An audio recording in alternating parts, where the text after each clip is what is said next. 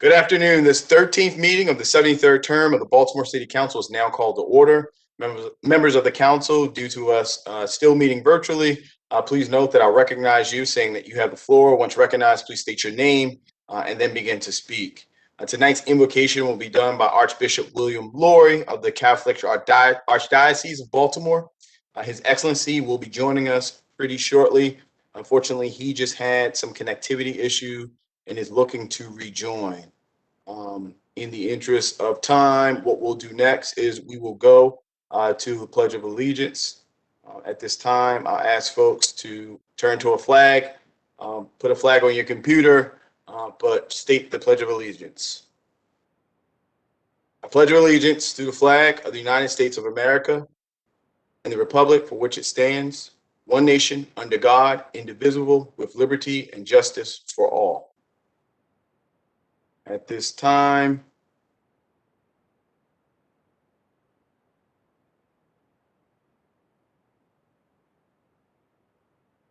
Archbishop Lori.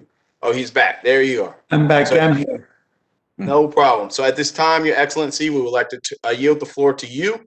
I know you're going to give us a little history. You're going to give us, as well as memorialize us with a prayer. Your Archbishop Lori, you can do it in however order you would like to do it. If you would like to do the history and somehow that flows into your prayer, or you would like to do the prayer and somehow that flows into the history, whatever it is, we're yielding the floor to you. So thank you so much for your time tonight. Well, thank you. I'll start with the prayer if everyone can hear me, and we'll begin. Let us pray. O God of compassion, justice, and love, we ask your blessing upon the city of Baltimore, upon our diverse communities and peoples. We thank you for the gifts and talents of mind, heart, and spirit with which you have endowed those who call this city their home.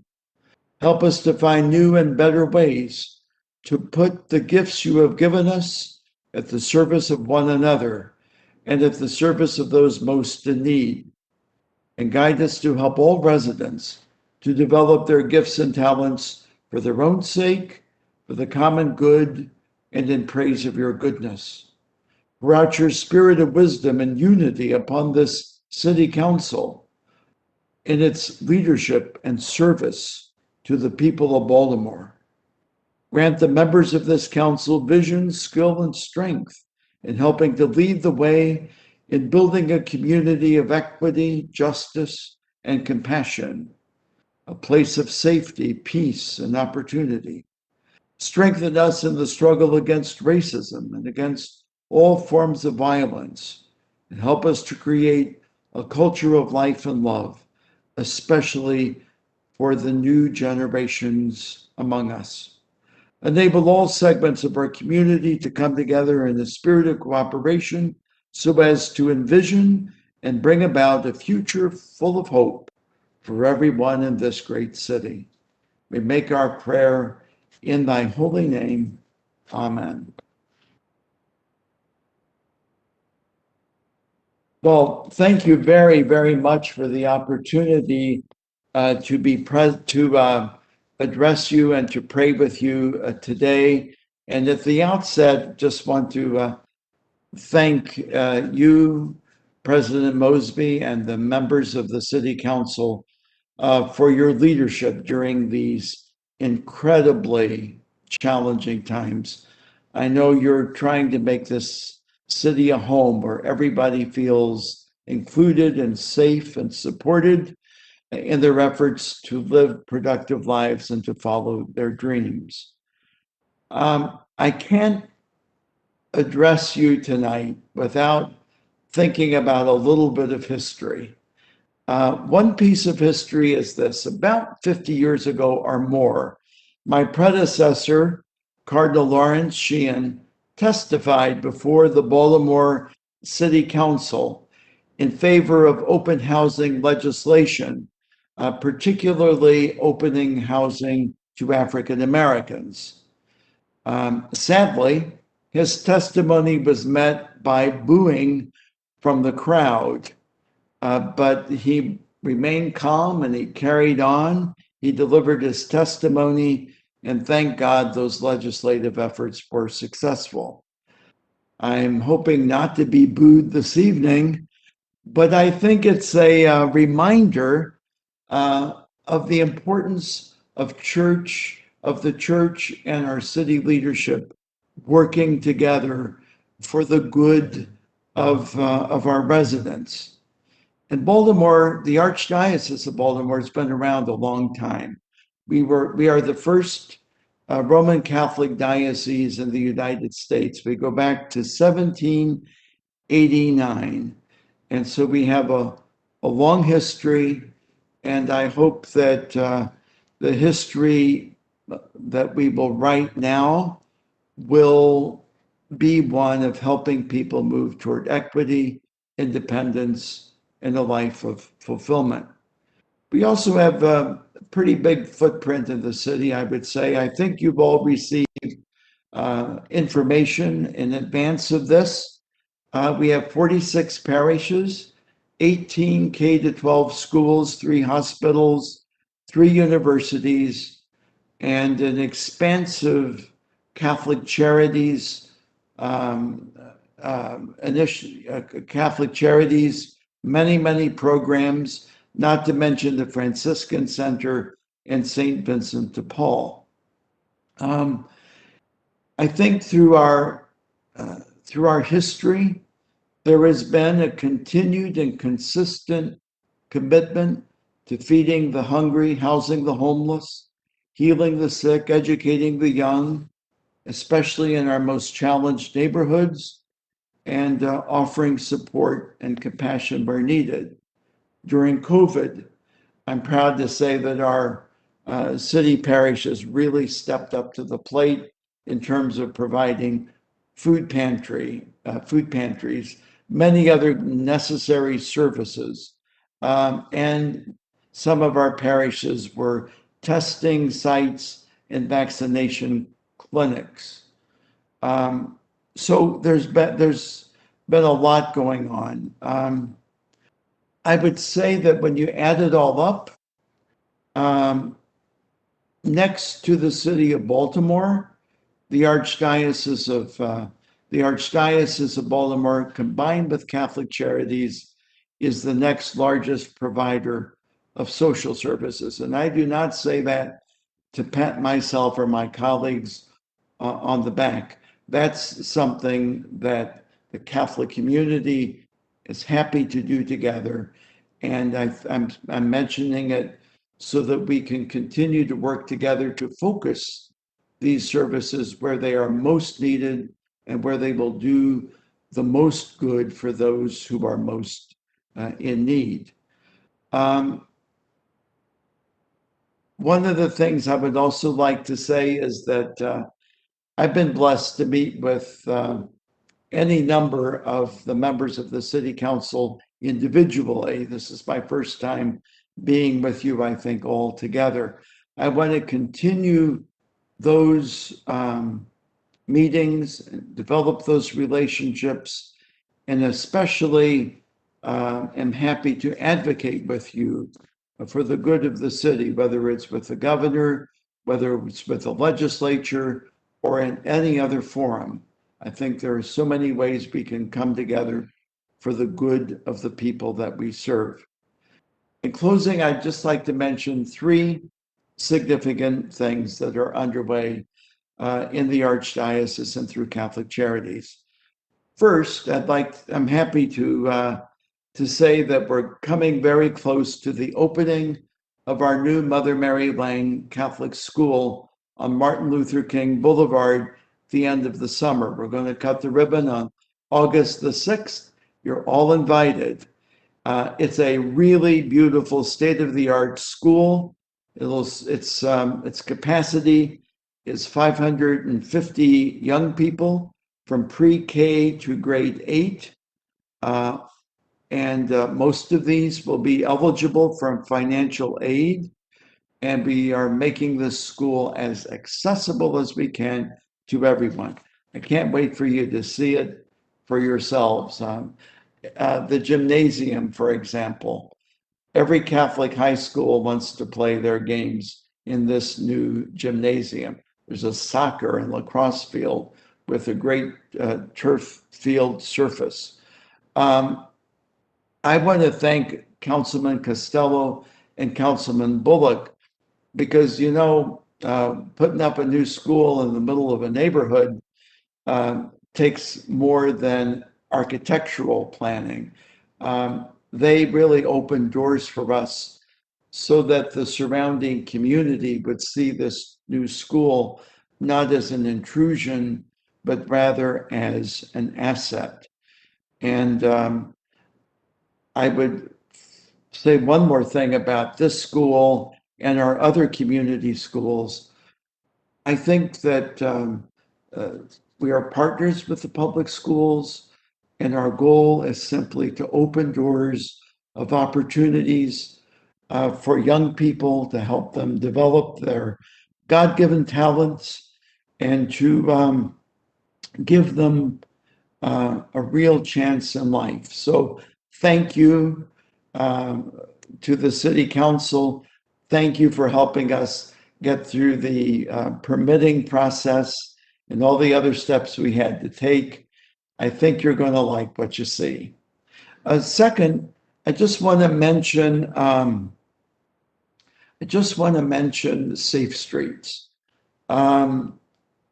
We mourn the death of Dante Barksdale, but I think his passing has underlined for me the heroism of the people who run Safe Streets. Catholic Charities sponsors two of them, one in Brooklyn neighborhood and one in Sandtown.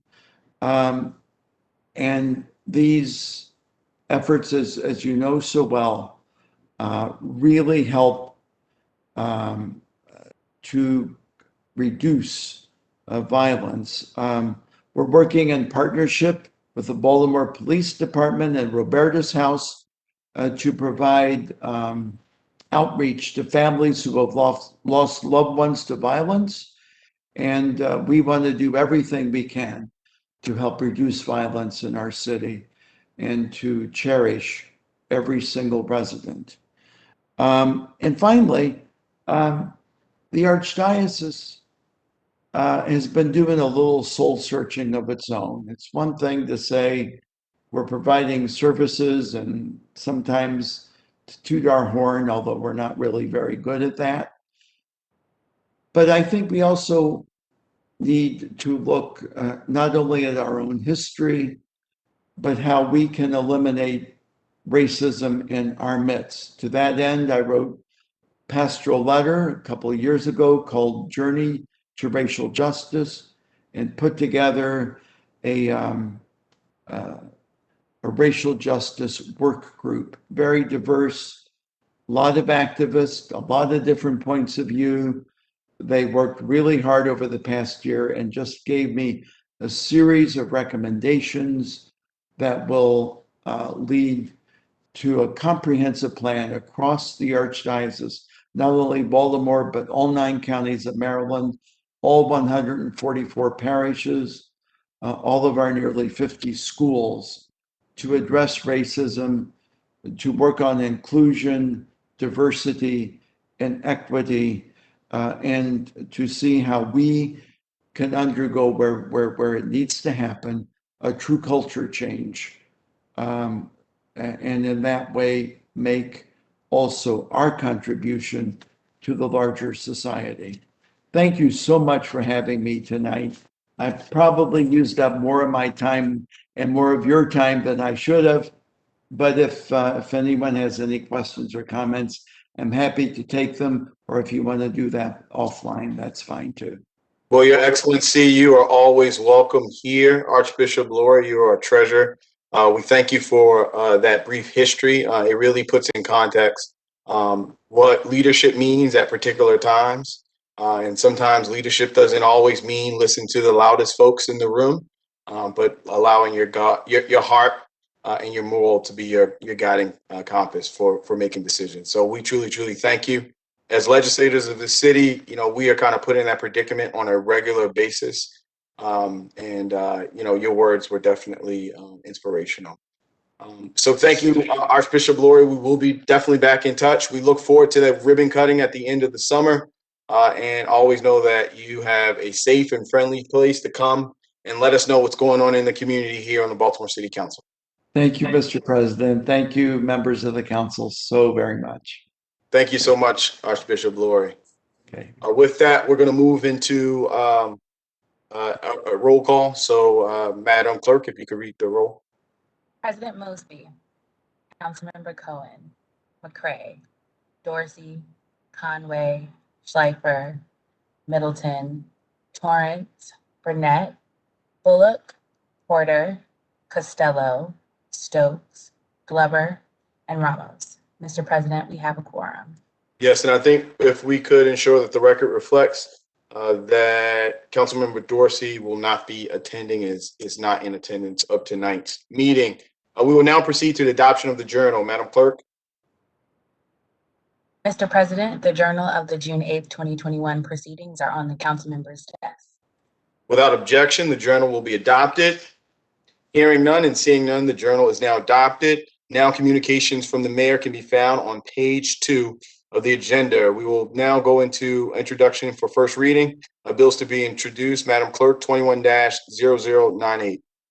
City Council Bill 21-0098, zoning conditional use conversion of a single-family dwelling unit to 5 dwelling units in the R8 zoning district. Variances 1100 West Lafayette Avenue.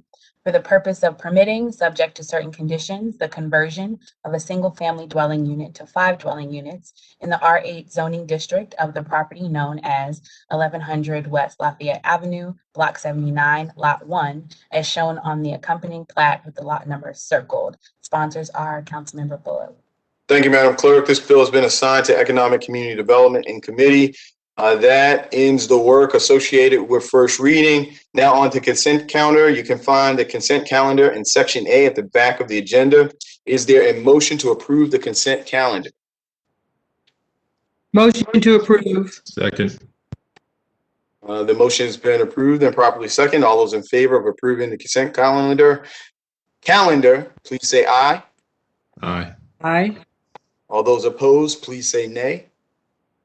The ayes have it. The motion carries and the calendar is now approved. We will now move on to bills on second reader.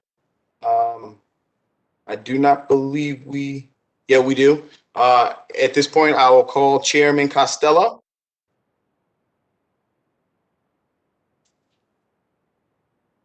Chairman Costello. Mr. President, I think we're up to rules and oversight. Is that correct? Yeah, we're going to go to rules and oversight first, but was looking to do short titles. Oh. So, Chairman Schleifer, if you could call for short titles. Take his job from him. I'd like to move for short titles for the rest of the hearing. Thank you, Chairman. Hearing, are there any objections to moving to short titles for the remainder? Hearing and seeing none, we will be a body that will be functioning in short titles. The first committee that we're going to go to, rules and oversight. Madam Clerk, if you could read in EA 21-31. Mr. President, my apologies for the audio. You have been you've been 100% until tonight, but Chairman Schleifer stepped in, so we're good. Chairman Costello, Madam Clerk, if you could read in EA 21-31. EA 21-31, Jason W. Mitchell, Director of Department of Public Works. At this point, I would like to yield the floor to Chairman Schleifer. Thank you, Mr. President. The Rules and Legislative Oversight Committee held a hearing on EA-0031 on June 10th, 2021, and approved it unanimously. I'd like to move this nomination favorable. Thank you, Mr. Chair. I have a motion on the floor to approve the confirmation of Mr. Jason W. Mitchell as the next Director of Department of Public Works. I've heard a second from Chairman Conway. It's been moved and properly seconded. All those in favor of approving this nomination, please say aye. Aye. Aye. All those opposed, please say nay.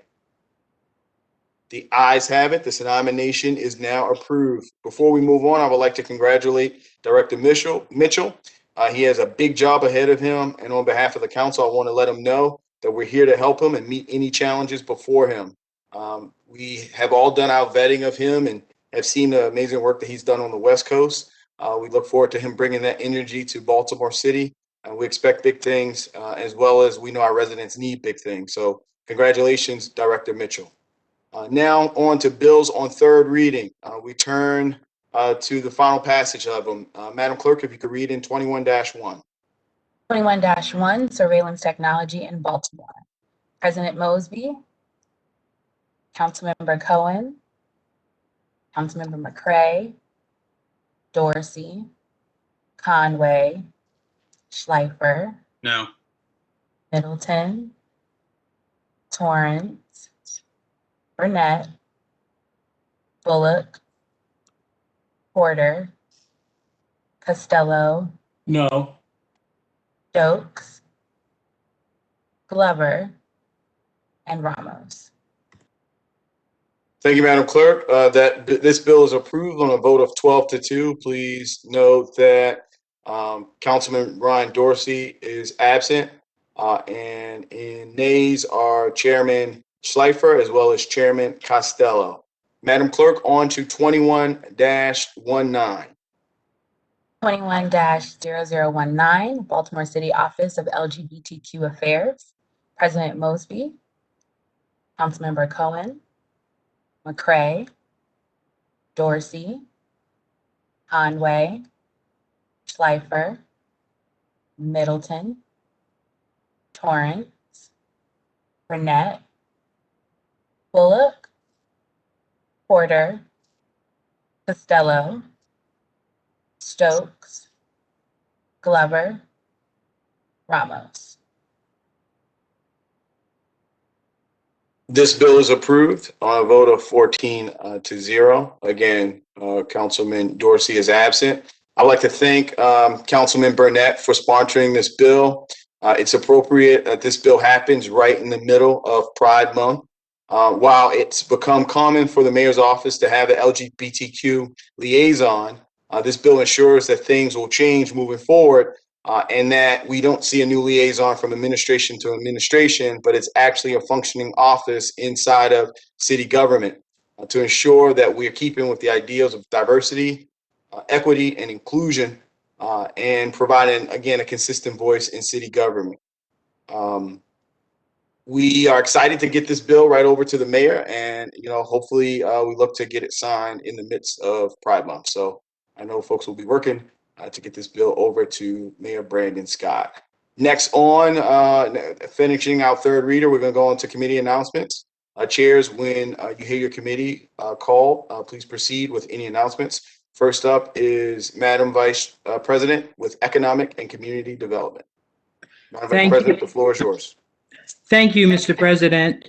The Economic and Community Development Committee will hold the following virtual WebEx briefing, and that's tomorrow at 6:15:21. The time will be 2:30 p.m., and it's a legislative oversight 21-0010.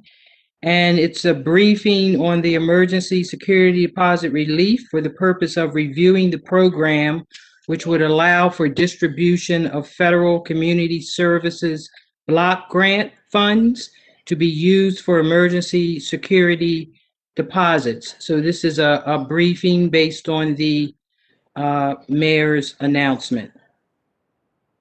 Thank you. Thank you, Madam Vice President. Next up, we're going to go to Education, Workforce, and Youth. Chairman Stokes, the floor is yours. Chairman Stokes, we cannot hear you. Sorry, Mr. President, no announcements. Well, thank you, Chairman Stokes. Next up, we'll go to Health, Environment, and Technology. Chairman McCray, the floor is yours. Thank you, Mr. President. There are no announcements. Thank you, Chairwoman. Next up, we're going to Public Safety and Government Operations, SGO. Chairman Conway, the floor is yours. Thank you, Mr. President. I've got a bunch of announcements. So first, the Public Safety and Government Operations Committee will be meeting on Wednesday, June 16th, 2021 at 2 p.m. Virtually to hear Bill 21-0066, Precluded Investment and Divestment of Fossil Fuel Companies, sponsored by myself, Chair Conway. The Public Safety and Government Operations will also be meeting June 16th, Wednesday at 2:01 p.m. to hear Bill 21-0033, MRE's LGBTQ Procurement Preference Act, sponsored by Councilmember Odette Ramos. We'll be meeting on Wednesday, June 30th, 2021 at 1 p.m. virtually to hear Bill LO 21-0006, the Quarterly Crime Stats and Violence Prevention Plan, sponsored by myself, Chair Conway. And Mr. President, can I have permission to suspend Rule 10-2 and 10-3 to announce a hearing? Are there any objections to suspending Rules 10-2 and 10-3? Hearing, seeing none, please proceed, Chairman Conway. Thank you.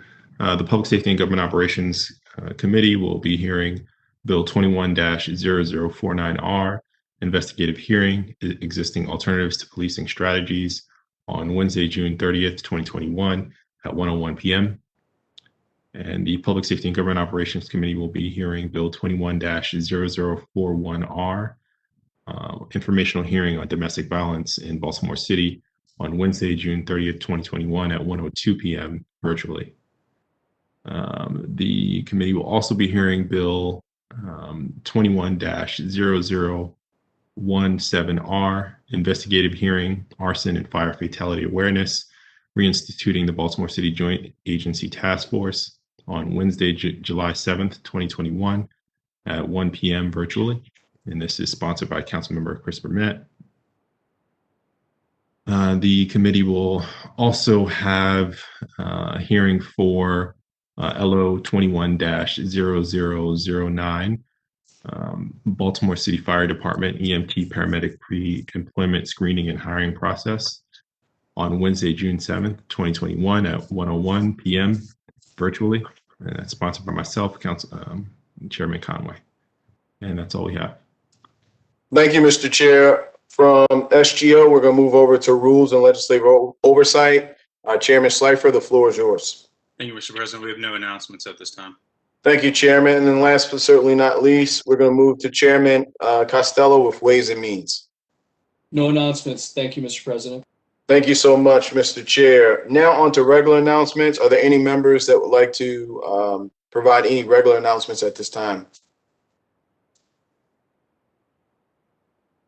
Hearing and seeing none, I would like to recognize Vice President Sharon Green Middleton at this time. Thank you, Mr. President. The next meeting of the City Council will be held on Monday, June 21st, 2021 at 5 p.m. And may we have a moment of silence for now the 146 victims of homicide and their family, and the 1,089 deaths from COVID thus far, and also our families that continue to suffer from our opioid epidemic.